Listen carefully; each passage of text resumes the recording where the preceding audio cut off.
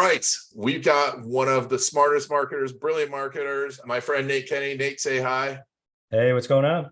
And we're going to talk about how he went from loving life to hating agency life, even though he had a 7-figure agency, how he just walked away from it, exactly how he walked away from it, how he developed a media company and switched from a business that he was serving to serving his lifestyle.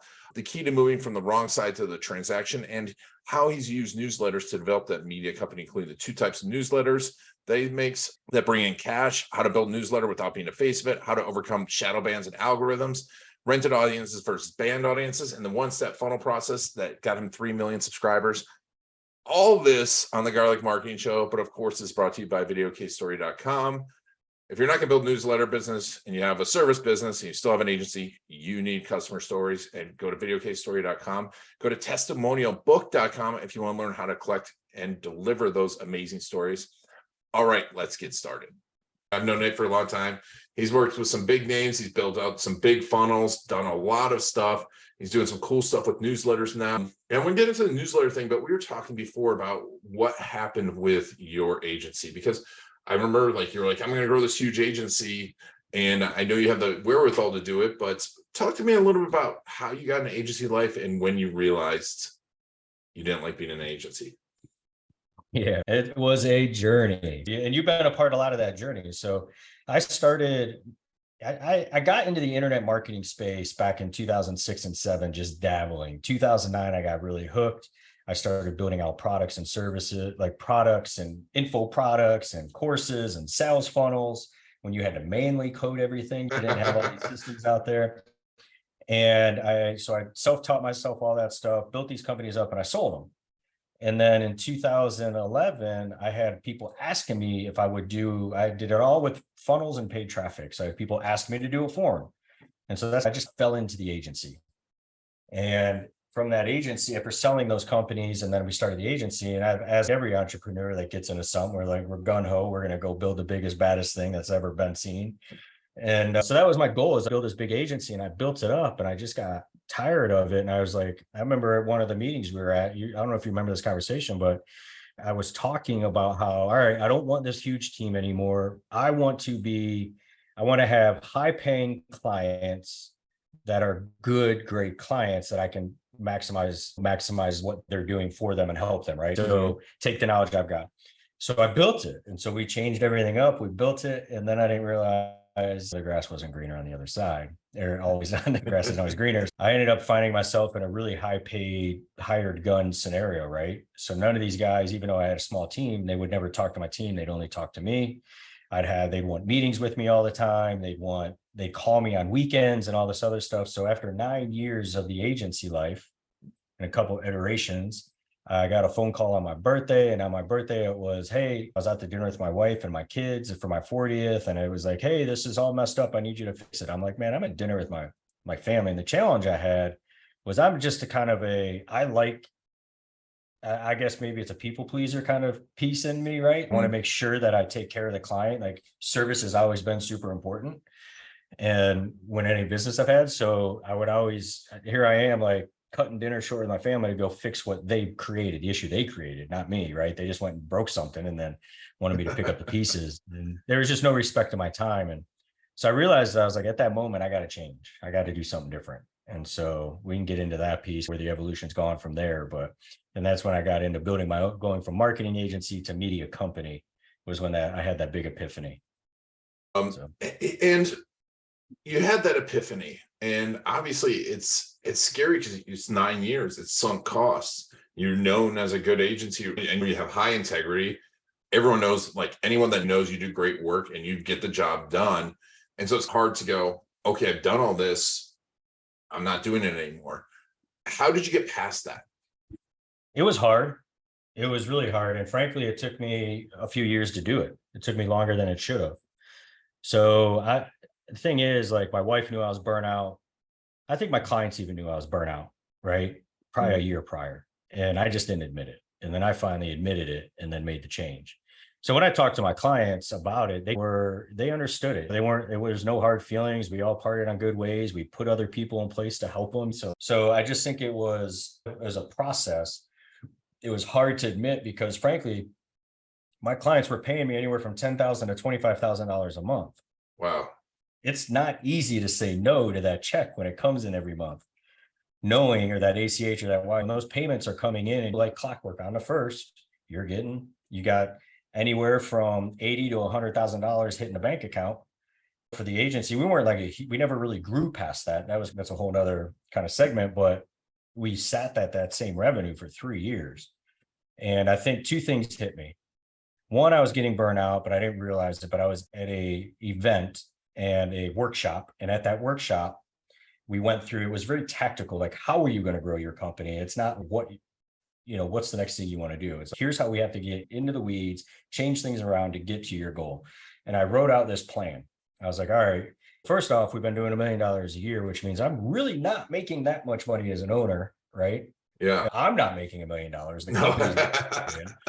company's but it provided a good living to my family and all that. But I realized to get to 3 million so I could net $1 million a year, I put this plan in place. It required software, like I had all these different phases to it, right? And I'm like, man, that's going to take a lot of work just to get there, and more people, right? Yeah. So the realization of, for me and where I was at, to get the agency to the revenue top line that I wanted to get it to, and keep in mind, we'd been stagnant at that revenue for 3 years, was just, I didn't see easy path to get there.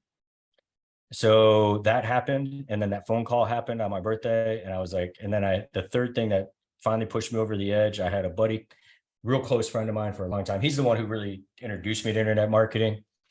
And he goes, Nate, you have to do this. And he goes, it's going to be hard for you to have those conversations. It's going to be hard for you to say, stop sending me this $25,000 a month, but you have to do it, because the win and the light on the other side will be worth it. I know it will, because I've already seen it done.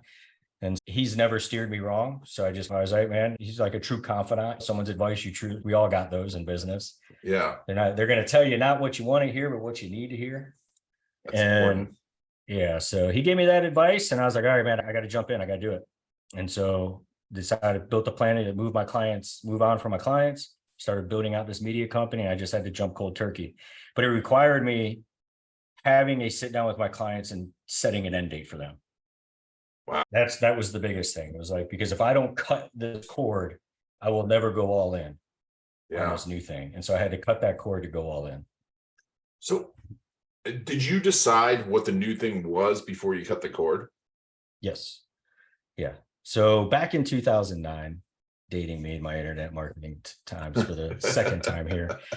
So back in 2000, my wife and I's girlfriend at the time, we would travel around the US and we did VRBOs, because Airbnb wasn't even a thing back then. And we would stay in these vacation rentals. We did it for 9 months. And all I did was send an email every day. Like, all I did was grow my email list and send an email every day, make money, and we would just go hang out and have a blast. And I even said that to her. I was like, I want to get back to those days. So I knew, did I know it was going to grow into what we have now? I had no clue. But I did know that my lifestyle that I wanted, the business, if I built it that way, would support the lifestyle I wanted. So the big thing I realized was the agency provided the money, but not the lifestyle. Yeah. But I wanted the lifestyle first, and the business had to support that lifestyle. And it's different, right? A lot of times we build a business and then we live life. And I'm like, Yeah. I got kids, I want to live my life, and then I'll build the business around what that looks like. And so I did know that I was going to be involved in email. And I knew we were going to get into newsletters. I just didn't realize it was going to grow to where it's grown today. That's amazing. And I think that's such an important thing that you just said, because I talked to so many business owners who are just looking at, I remember even you talking about it back in the day, it's like, you look at top line. I think you once said, I want $100 million agency. And we so look at top line, and there's certain people I think that are driven by top line, truly driven by top line. There's so many people that aren't, but set that as their goal. And it's such a big shift, but you just said it in 2 sentences. I stopped doing business and then family last. It's do family and travel first. And so did you sit down and write down what that was going to look like? So I didn't write down. I've got here's how I take notes, right? So that's how I write. It's funny because forever it's been a yellow legal pad and a blue pen. Nice. That's my thing. That's my go-to. And yeah, I'd always write that stuff out and plot the plan and map things out, but I didn't ever create the here's how my morning looks like. Here's how my day looks like. Here, like I didn't do that. I didn't go that in depth. I'm not, some people love every minute, right? Yeah. To me, I just have a vision of what that meant to me. I knew that I wanted to take my kids to school every day. I wanted to work while they were at school, and I wanted to have the ability to pick them up from school. So now I don't mean I have to pick them up from school every day. My wife does that too, but I wanted that flexibility. If my kid has something midday that they want to do, I want the flexibility to go do that.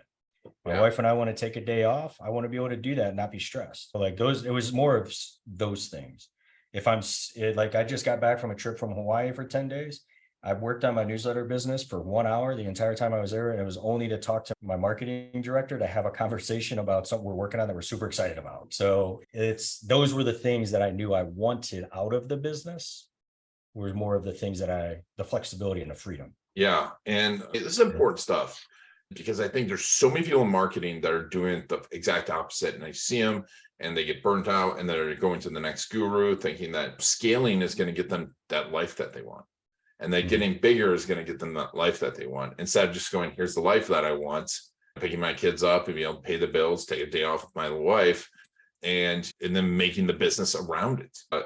It's amazing. It's amazing. I want to talk about the newsletter because I think this is really cool. I saw some of your emails and I subscribe to your emails and they're awesome. I think we'll put a link to the subscription in the show notes. I think you should subscribe to Nate's emails. But tell me about building a newsletter business. How did you go about this? One thing I sat down that I learned when I was running the agency is I had clients that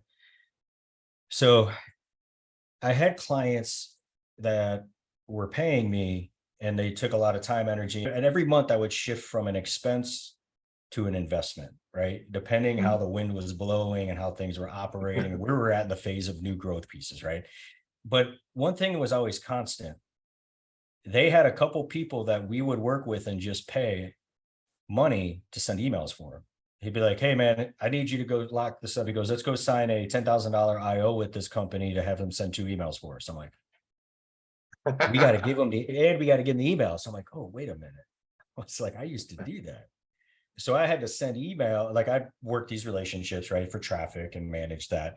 And it is so easy to spend $10,000 for 2 emails that we had to give them the copy to do. All they had to do was cut and paste and press send. I was like, I'm on the wrong side of this transaction. and so when I realized I was on the wrong side of the transaction, I'm like, all right. So when I get into the email side, I think that's when I knew I was going to be in the newsletter business, to build some lists. And what I realized, like I've done list building, right? A lot of people have done list building, but list building is completely different than a newsletter business. So a lot of people are out there just churning and burning and sell no relationship, no value, nothing. And at least I've seen it in the internet marketing world. So the newsletter business is totally different. You got companies like The Hustle, and you got that built up and sold for a nice solid 8 figures. I don't know the exact number, and I don't like the reported numbers that people guess at was like 35 million, something like that. And then you've got Business Insider, which sold a percentage of their business at a valuation of, Morning Brew sold to Business Insider for a valuation of 75 million, which was documented. Jesus. And I'm like, these guys just own email newsletters. But I started looking at, it's like anything, who's done something already really well, and how can we go create our own version of it and do really well with it? And so I knew I was going to do email different. And that's when I started designing how we were going to do newsletters. Interesting. And so tell me about the newsletters you're sending out.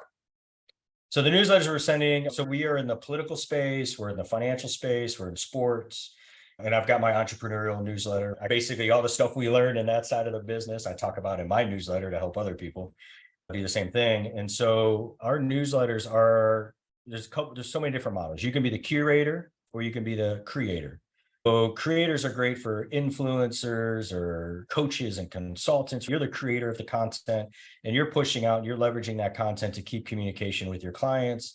You've got so many creators and coaches and consultants dropping content. Like we send our Friday newsletter that goes out, we do a weekly digital update. And that digital update is giving like some of the best content we put out that week. So no one in the coaching consulting space is even leveraging that.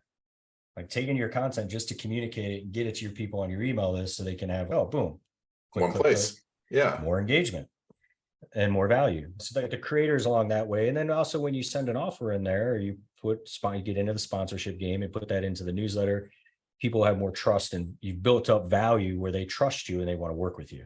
So that's the creator, coach, consultant. Then the curator is, so we have a brand, we have multiple brands, and we went with the curator model because I was just the face of everything. At that time, I didn't want to be the face of anything. So I was like, how do I build up a name and a brand that has value that we can actually create content for? So we got in the political space, financial, sports. And so all of those are just brand names that have my name not attached to them, and we curate content. So some of them we write our own content. We've got writers. And then our curated ones, what we're doing is we're going online and we know what's happening online that day in that niche, right? So if it's sports, there's a lot of stuff going on. We hit sports differently. There's a lot of newsletters that are out there that are talking sports news. We decided we want to be in the sports space and there's a very cool market of people, a big market of people actually that are into the sports culture, shoes, fashion, gaming, right? And so we wanted to create something around that, but we don't have all the expertise to do that. So we just curate the content from around the web on a daily basis and put it in front of them.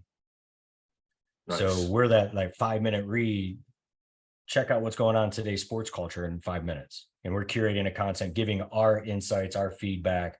Oh, here's what we think about this, boom, boom, and sending it to them. So now they're getting it all in a 5-day email or 5-minute email, right? Yeah, that's great. And it's easy to digest. I think and I see so many people fail on that. Unless you're a really good storyteller, they write these big long emails that are not easy to digest either. If you're a good storyteller, that's a whole different story, literally. So you're doing this. So how did you go about building an audience for these? Yeah, so we use what I stumbled upon was, so we can build audiences on Facebook and Instagram and TikTok and YouTube. Here's the challenge with that. And any agency owner, if you're listening to this, you know the problem. Shadow bans, shutdowns, all that stuff, right? All those things, I've dealt with them over the years. And sometimes you have no clue why your account got shut down and you've done everything, dotted all your I's, crossed your T's, it's still gone. So I knew that I wanted to be able to control the audience because really social media, when you have an audience on social media, if the algorithm changes, that changes that changes your bottom line, your revenue and things you got to do, right? Yep. So social media when I had this realization, I was like, social media is a rented audience. Email is an owned audience, right? So I knew that if I could go build up what I do now is we leverage those accounts to build our email newsletters. So we're running Twitter ads, Facebook ads, right? We do all those different same things we were doing, but we use over the time, we don't need big crazy funnels, right? We're not making our money usually from selling products right out of the gate. We're making money from our advertisers that want to access our audience. It's just like another big realization was all these people, billions and billions of dollars get spent every year on ads on these platforms. So if we could pull out a super niche audience, we knew those advertisers would pay us as well, right? Yep. Like I mentioned on that, that $10,000, send 2 emails for me. Yeah. So it's with that, we started using the one-step funnel process, which we basically testing and all these different things. We came up with 3 different one-step funnels that really worked for us. And one of them was polls.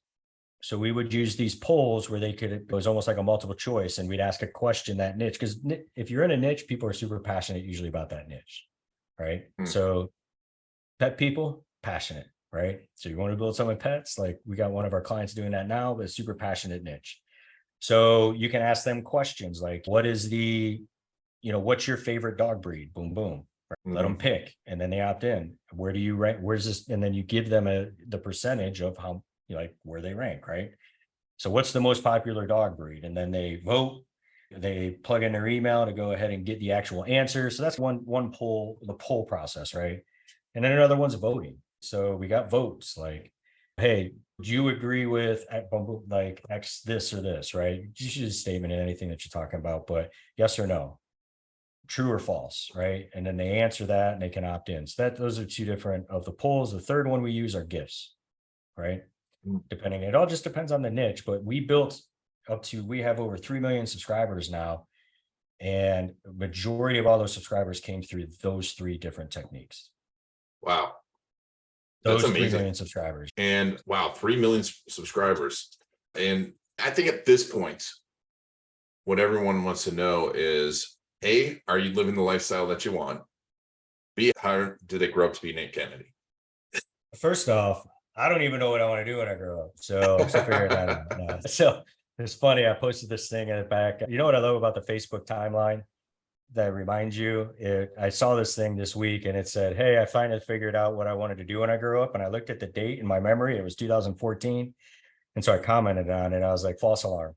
But yeah, I mean, I think, yes, I'm living the lifestyle one. I think when it comes to lifestyle, I live the life that I want. I do the things I want. I take the trips I want. Like, just got back, as I mentioned, from Hawaii with the family, and I was unplugged for the most part, which was nice. Didn't have to like stress and worry. The machine was running. And my wife and I are in the process of building our kind of dream home right now. So she was just texting me before the call, Nice. like, all right, so we can break ground soon. I was like, we're supposed to break ground in April. We'll probably get there by September. But yeah, so we were talking about that. So we're going through that process.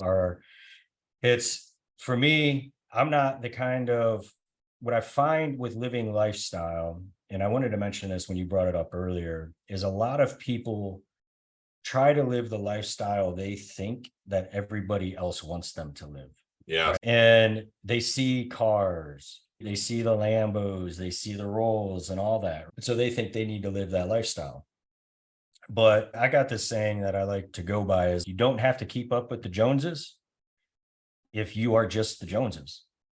So I love that. my life, the way I live my life, I'm the Joneses, right? Yeah. So I don't care I could care less what the guy next door has, because that's not on my vision. That's not my goal, right? That's what I want for my life. So lifestyle, yeah, I have. And one thing that's always been big to me that I've been able to do now with this newsletter business that I didn't have the time or money to do before is we started a nonprofit last year called Champions Football. And what's really cool about that is we're now giving back to our local community consistently, right? So we brought in 100 kids last year, and we had this, there's 7-on-7 footballs growing around the country, frankly. And so we brought in 100 kids, we put them through the program. We got to take them to tournaments. We got to take them to a college to get a tour of the college and the sports facility. These kids that are dreaming of playing and just may not have the resources and stuff to help them do that. So we're giving them those resources. So it's really cool to be able to like now have that free time to give back to my local community as well. That's fantastic. So that's Nate version 5.0. Well, how do we build a newsletter business like this? You're putting out a course on this right now. I know you've been reluctant to do it and you're making some money, but the course builder in you, the group builder in you can't resist. Yeah, no, I know. It's been in it for so long. But yeah, I think, so you talked about that. It's funny you brought that up because I almost forgot about it. How I said one day I want to have $100 million agency. Yeah. And I still have a goal of having a 9-figure. I don't want to build it. I want to exit. Yeah. So I got my goal being a 9-figure exit, right? So the way that I, in my mind, have worked that out is, and I can see it evolving. Once again, I don't know exactly how it's going to happen, but it's a possibility, right? When you start looking at the media side.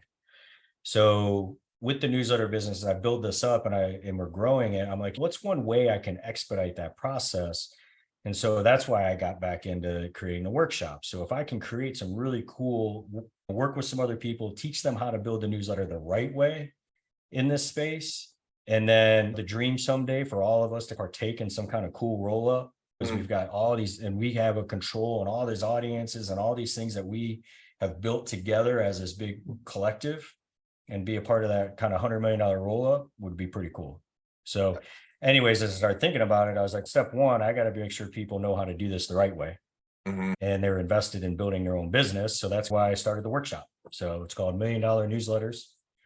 And that's it. We're just taking people through our process from start to finish on how we've been able to go from 0 subscribers up to our ecosystem has 3 million of all of our different newsletters, the whole process we use, how we evolved, everything. And we're just taking them through that process so they can do the same thing for themselves.